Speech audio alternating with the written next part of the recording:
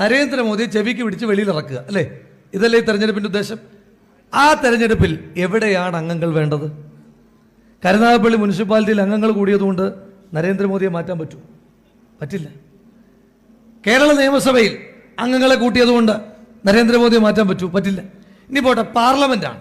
രാജ്യസഭയിൽ അംഗങ്ങളെ കൂട്ടിയതുകൊണ്ട് നരേന്ദ്രമോദിയെ മാറ്റാൻ പറ്റൂ? ഇല്ല.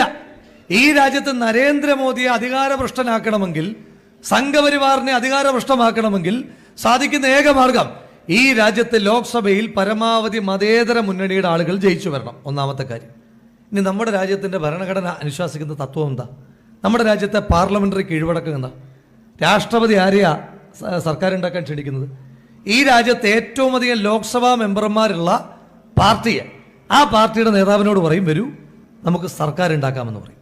അങ്ങനെ വരുമ്പോൾ ഏറ്റവും കൂടുതൽ അംഗങ്ങൾ വേണ്ടത് എവിടെയാണ്? ലോക്സഭയിലാണ്. അതുകൊണ്ടാണ് കഴിഞ്ഞ പാർലമെന്റ് തെരഞ്ഞെടുപ്പിൽ നമുക്ക് ആകെ നഷ്ടപ്പെട്ട ഈ ആലപ്പുഴ മണ്ഡലം കൂടി തിരികെ പിടിക്കുവാൻ, ആലപ്പുഴയിൽ മത്സരിക്കുമ്പോൾ തന്നെ ജയിക്കുമെന്ന് നമുക്ക് ഏറ്റവും അധികം ഉറപ്പുള്ള നമ്മുടെ എല്ലാവരുടെയും പ്രിയങ്കരനായ നേതാവ് ശ്രീ കെ.സി. വേണുഗോപാലിനെ തന്നെ മത്സരിപ്പിക്കുന്നത്. അദ്ദേഹം മാത്രമല്ല മത്സരിക്കുന്നത്, ഛത്തീസ്ഗഡിൽ മുൻ മുഖ്യമന്ത്രി ഭൂപേഷ് ബാഗൽ മത്സരിക്കുകയാണ്. അദ്ദേഹം MLA അല്ലേ? മത്സരിക്കേണ്ട കാര്യമുണ്ട്, മത്സരിക്കുകയാണ്. രാജസ്ഥാനിൽ അശോക് ഗെഹ്ലോട്ട് MLA ആണ്, വീണ്ടും മത്സരിക്കുകയാണ് പാർലമെന്റിലേക്ക്. സച്ചിൻ പൈലറ്റ് മത്സരിക്കുകയാണ്. ഈ കേരളത്തിലെ ചില കമ്മ്യൂണിസ്റ്റ് മാധ്യമങ്ങൾ BJP-യിൽ പോയി അമിത്ഷായുടെ ഷോള് വാങ്ങി എന്ന് പറഞ്ഞുകൊണ്ടിരുന്ന, ഒരാഴ്ച മൊത്തം വാർത്ത കൊടുത്ത കമൽനാഥ് മത്സരിക്കുന്നു എന്ന് മാത്രമല്ല, കമൽനാഥിന്റെ മകൻ ചിന്ദ്വാരയിലെ സിറ്റിംഗ് MP രണ്ടുപേരും മത്സരിക്കുക കോൺഗ്രസിന് വേണ്ടിയിട്ട്. ഈ രാജ്യത്തെ പ്രധാനപ്പെട്ട നേതാക്കന്മാരെല്ലാം കോൺഗ്രസിന് വേണ്ടിയിട്ട് മത്സരിക്കുമ്പോൾ രാജ്യത്തെ കോൺഗ്രസിന്റെ രണ്ടാമന് മാറി നിൽക്കാൻ കഴിയുമോ? അതുകൊണ്ട് തന്നെയാണ് കോൺഗ്രസിന് ഒരു ലോക്സഭാ മെമ്പറെ കൂടെ വർദ്ധിപ്പിക്കുവാൻ ആലപ്പുഴയിൽ നിന്ന് അദ്ദേഹം മത്സരിക്കുന്നത്. ഇപ്പോൾ CPM-കാർ കിടന്ന് കരഞ്ഞിട്ട് കാര്യമുണ്ടോ?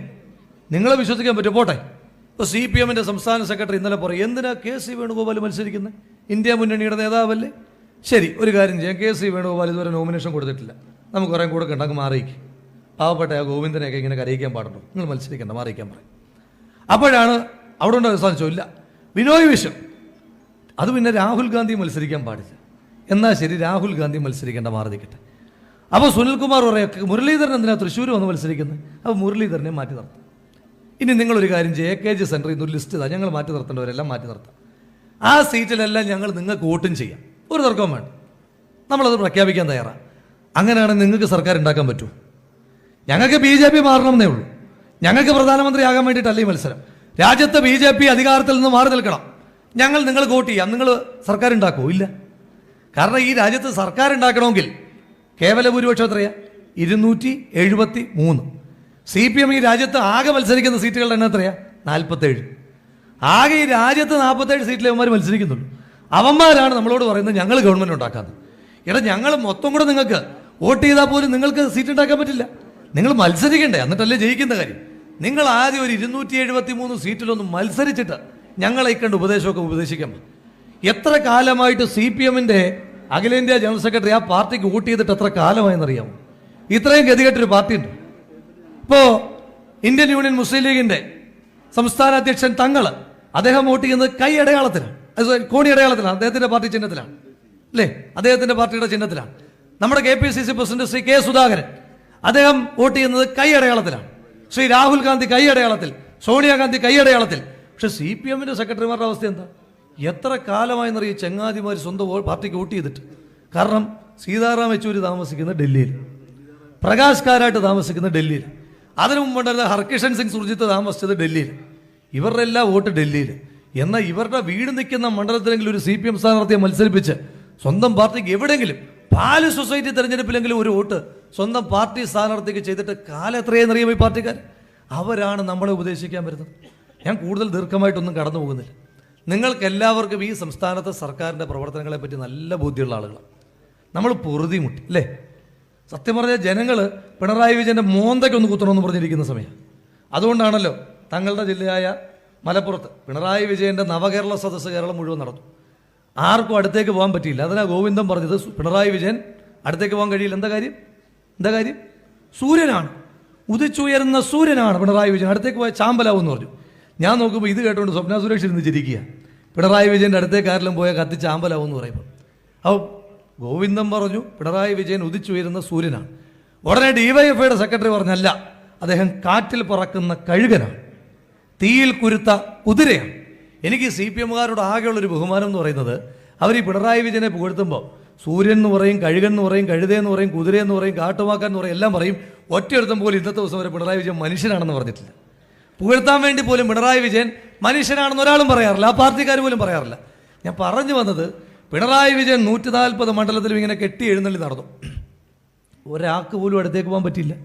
ഏതെങ്കിലും സാധാരണക്കാർ, ഇപ്പോൾ ഉമ്മൻചാണ്ടി ജനസമ്പർക്ക പരിപാടി നടത്തി, എത്ര മനുഷ്യന്മാരെ ചേർത്ത് പിടിച്ചത്, പരാതി പറയാൻ വന്ന രോഗികളായിട്ടുള്ള ആളുകളെ ചേർത്ത് പിടിക്കുന്ന ഉമ്മൻചാണ്ടി. ഓർക്കുന്നില്ല ഉമ്മൻചാണ്ടിയുടെ ഒരു ദൃശ്യം? ഒരു മനുഷ്യൻ ഓടി വന്ന് ഉമ്മൻചാണ്ടിക്ക് ശ്വാസം മുട്ടുന്ന രീതിയിൽ അദ്ദേഹത്തെ ഉമ്മ വെച്ചു, ഒരു പരാതിയും പറഞ്ഞില്ല. ഇത് പിണറായി വിജയനെ ആകെ തൊടാൻ പറ്റിയത് തങ്ങളുടെ നാട്ടുകാരൻ, നിലമ്പൂരുകാരൻ, കാരണം ഒരു പയ്യനാണ്, സ്കൂൾ കവി, NCC കേഡറ്റ് അല്ലേ, ഓർക്കുന്നുണ്ടാവും. ഇപ്പോൾ ഓർമ്മ വന്നു. അവൻ്റെ അടുത്തേക്ക് കിട്ടിയപ്പോൾ പിണറായി വിജയൻ്റെ കണ്ണ് തീർത്തൊരു ചാമ്പലങ്ങ് ചാമ്പി. പിണറായി വിജയൻ്റെ കണ്ണിലൂടെ പൊന്നീച്ച മാറി. അപ്പോൾ ആ മുഖം ഒന്ന് കാണണം. മുഖം കണ്ടു കഴിഞ്ഞാൽ ഇരുട്ടത്ത് വല്ല പറഞ്ഞാൽ പയ്യനെ അപ്പം വെട്ടിക്കൊന്നേനെ. ആ പയ്യനും വരണ്ടു പോയി. കൈ തട്ടി അബദ്ധം പറ്റിയതാണെന്ന് ആ പയ്യൻ പറഞ്ഞത്. പക്ഷേ സത്യം എന്താണെന്ന് നമുക്കൊക്കെ അറിയാം. കേരളത്തിലെ സാധാരണക്കാരായ 3.5 കോടി മലയാളികൾക്ക് വേണ്ടിയിട്ടാണ് ആ പയ്യൻ കണ്ണിലൊരു പൊന്നീച്ച പറിച്ചത്. അപ്പോൾ ആ പയ്യൻ, അപ്പോൾ PR എക്സൈസുകാർ പറഞ്ഞു, അയ്യോ ഇത് വലിയ ഡാമേജ് ആയിപ്പോയി, ഒരു കൊച്ചു പയ്യൻ കണ്ണിൽ തട്ടിയപ്പോഴത്തേക്കും അപ്പോഴേ മാപ്പ് കൊടുക്കണ്ടേന്ന് ചോദിച്ചു. പിണറായി വിജയൻ പറഞ്ഞു, ഓ മാപ്പ് കൊടുക്കുന്നതാണോ എൻ്റെ ശൈലി എന്ന് ചോദിച്ചു. അപ്പോൾ 24 മണിക്കൂർ കഴിഞ്ഞപ്പോൾ, ഇപ്പോൾ നമ്മുടെ കാലുമേ ആരെങ്കിലും ചവിട്ടിയാൽ നമ്മൾ പറയും പോട്ടെ സാരമില്ല എന്ന് പറയും അല്ലേ. ഓർത്ത് വെച്ചിട്ട് അടുത്ത ആഴ്ച കാണുമ്പോൾ ആ പോട്ടെ സാരമില്ല എന്നാലും പറയില്ല. ഇത് 24 മണിക്കൂർ കഴിഞ്ഞപ്പോൾ പിണറായി വിജയൻ ആ പയ്യനെ വിളിച്ചിട്ട് പറഞ്ഞു പോട്ടെ സാരമില്ല. എന്നിട്ടൊരു ഗിഫ്റ്റ് കൊടുത്തു, ഒരു പേന കൊടുത്തു. നമ്മളൊക്കെ പേന കൊടുക്കുകയാണെങ്കിൽ ഇങ്ങനെ കൊടുക്കുന്നല്ലേ, സ്നേഹത്തോടെ. ഇതിങ്ങനെ കൊടുത്തേ, കാരണം ആ പേന വെച്ചെങ്ങാനും ചാമ്പൂ എന്നുള്ള പേടി കൊണ്ട്. അപ്പോൾ ഞാൻ പറഞ്ഞു വന്നത്, പിണറായി വിജയൻ്റെ മോന്തയ്ക്ക് ഒരു കുത്തു കൊടുക്കണമെന്ന് എല്ലാവരും ആഗ്രഹിക്കുന്നുണ്ട്, എല്ലാവരും. കാരണം എന്താ, നമ്മൾ രാവിലെ എഴുന്നേറ്റ് ലൈറ്റ് ഓണാക്കിയാൽ കറണ്ട് ചാർജ് വർദ്ധിപ്പിച്ചു അല്ലേ. പല്ല് തേക്കാൻ ബ്രഷും പേസ്റ്റും എടുക്കാമെന്ന് വിചാരിച്ചാൽ അതിൻ്റെയൊക്കെ ടാക്സ് വർദ്ധിപ്പിച്ചു. എന്നാൽ എന്തെങ്കിലും ഭക്ഷണം കഴിക്കാം, ഒരു ഇഡലി കഴിക്കാം, ഇഡലിയുടെ കൂടെ ഒരു ചമ്മന്തിയും കൂടെ കഴിക്കാമെന്ന് വെച്ചാൽ ഉഴുന്നിൻ്റെ വില കൂട്ടി അല്ലേ. സപ്ലൈകോയിൽ എല്ലാ സാധനങ്ങൾക്കും വില കൂട്ടി. നേരത്തെയൊക്കെ കടകളിൽ പോകുമ്പോൾ ഉഴുന്ന് വടയായിരുന്നു, ഇപ്പോൾ കടകളിൽ പോകുമ്പോൾ ഉഴുന്ന് വളയാണ്. കയ്യിലൊക്കെ ഇട്ടുകൊണ്ട് കിടക്കാം, പരാതി പറയാൻ പറ്റില്ല, കാരണം ഉഴുന്നിൻ്റെ വില ഇരട്ടിയാക്കി മാറ്റി. അപ്പം അവശ്യ സാധനങ്ങളുടെ വില കൂട്ടി. എന്നാൽ പട്ടിണി കിടക്കാതെ ഇച്ചിരി വെള്ളം കുടിച്ച് മരിക്കാമെന്ന് വിചാരിച്ചു കഴിഞ്ഞാൽ വെള്ളക്കരം വർദ്ധിപ്പിച്ചു. ഒരു വീട് വയ്ക്കാമെന്ന് വെച്ചാൽ വീട്ടുകാരം വർദ്ധിപ്പിച്ചു. വീട് വിൽക്കാമെന്ന് വിചാരിച്ചാൽ രജിസ്ട്രേഷൻ ചാർജ് വർദ്ധിപ്പിച്ചു. നാട്ടിൽ ജീവിക്കാൻ പറ്റാത്ത സാഹചര്യം. നാട്ടിൽ പുറത്തോട്ടിറങ്ങിയ കാട്ടുമൃഗങ്ങൾ മുഴുവൻ നാട്ടിലുണ്ട്. കാട്ടുപോത്തിറങ്ങി ശല്യം, കാട്ടാനിറങ്ങി ശല്യം, കരിമ്പുലി ഇറങ്ങി ശല്യം, എല്ലാം കഴിയുമ്പോൾ പിണറായി വിജയൻ്റെ വാഹന വ്യൂഹത്തിൻ്റെ ശല്യം വേറെ. അങ്ങനെ ആളുകൾ പൊറുതിമുട്ടി. എന്നാൽ കാട്ടിൽ പോയി രക്ഷപ്പെടാമെന്ന് വിചാരിച്ചാൽ ആ ബംഗാളിൽ നിന്നും ത്രിപുരയിൽ നിന്നും ഒളിച്ചോടി വന്ന സഹാക്കന്മാർ അവിടെ വിളിച്ചിരിക്കുന്നു. ഒരിടത്തും രക്ഷയില്ല. അങ്ങനെ പിണറായി വിജയൻ്റെ മോന്തയ്ക്കൊരു കുത്തു കൊടുക്കാം എന്ന ആളുകൾ തീരുമാനിക്കുന്ന തെരഞ്ഞെടുപ്പിൽ, എന്നാൽ ഇത് ആർക്കാ പറ്റിയ ഒരാളെന്ന് നോക്കിയിരിക്കുമ്പോൾ ആരിഫിനെ കാണുന്നത്. ഞാനിങ്ങോട്ട് വരുമ്പോൾ, ഞാൻ അദ്ദേഹത്തെ ആക്ഷേപിക്കുകയല്ല, ഞാനിങ്ങോട്ട് വരുമ്പോൾ എനിക്കൊരു തെറ്റിദ്ധാരണയുണ്ടായി. ഞാൻ നോക്കിയപ്പോൾ വിജയലക്ഷ്മി സിൽസിൻ്റെ പരസ്യം ഒരു ചുവരിൽ, വിജയലക്ഷ്മി സിൽസ് ഇവിടെയുള്ള ഒരു കടയാണ്. ഞാൻ നോക്കിയപ്പോൾ പുതിയൊരു മോഡൽ, പുള്ളി ഷർട്ടൊക്കെ ഇട്ടിട്ട്. ഞാൻ വിചാരിച്ചു ഇതാരുടെ പൃഥ്വിരാജ് സുകുമാരൻ വല്ലോ.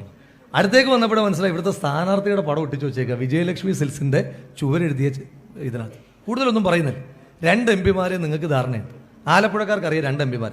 ഞാൻ ആലപ്പുഴയിൽ ഒരു ഡോക്ടർ പറഞ്ഞ ഉദാഹരണം മാത്രം പറഞ്ഞിട്ട് അവസാനിപ്പിക്കുക.